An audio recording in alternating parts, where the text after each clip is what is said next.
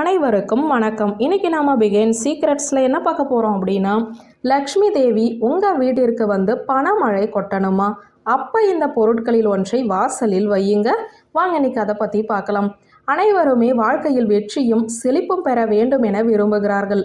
அதற்கான முயற்சியும் உழைப்பும் இருந்தாலும் லக்ஷ்மி தேவியின் அருள் இல்லாமல் உங்கள் வாழ்க்கையில் நீங்கள் நினைத்த உயரத்தை அடைய முடியாது.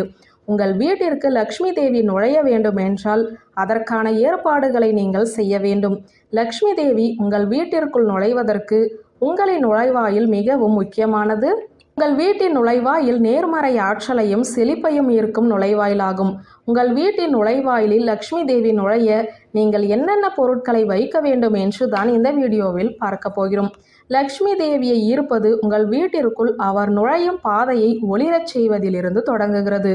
நுழைவாயிலில் ஒரு ஜோடி அலங்கார விளக்குகளை வைக்கவும். இவை உங்கள் வாழ்விலிருந்து இருள் மற்றும் அறியாமையை நீக்கி செல்வத்திற்கும் ஞானத்திற்கும் வழிவகுக்கும். நுழைவாயிலுக்கு அருகில் ஓம் சின்னம் அல்லது ஸ்வஸ்திகா வைக்கவும்.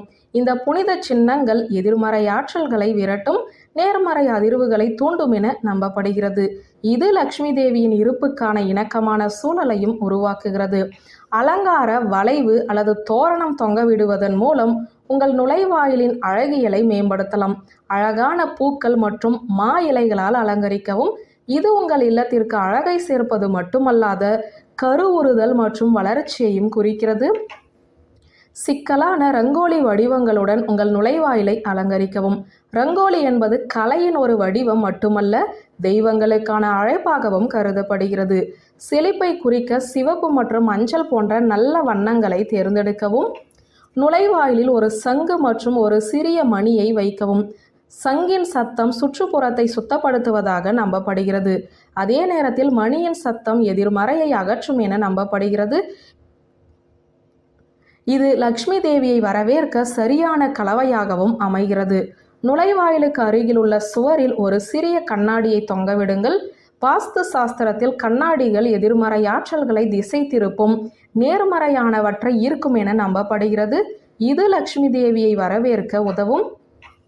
மஞ்சள் அல்லது சந்தனத்தை பயன்படுத்தி லக்ஷ்மி தேவியின் கால் தடங்களை வரையவும் அல்லது நுழைவாயிலில் வைக்கவும். இந்த கால் தடங்கள் தெய்வம் உங்கள் வீட்டிற்கு வருவதை குறிக்கிறது. அவளுடைய அதிர்ஷ்டத்தையும் செழிப்பையுமே கொண்டு வருகிறது.